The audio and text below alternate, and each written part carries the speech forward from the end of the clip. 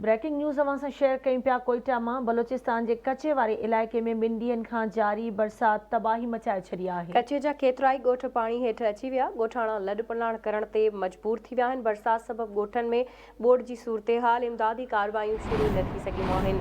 अहम ख़बर आहे अवां सां शेयर करे रहिया आहियूं। बलोचिस्तान जे कचे वारे इलाइक़े में ॿिनि ॾींहंनि खां जारी बरसात तबाही मचाए छॾी आहे। कचे जा केतिराई ॻोठ पाणी हेठि अची विया।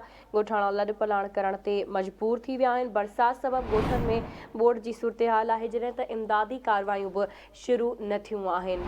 अहम ख़बर आहे अवां सां शेयर करे रहिया आहियूं। बलोचिस्तान जे कचे वारे इलाइक़े में ॿिनि ॾींहंनि खां जारी बरसात तबाही मचाए छॾी आहे।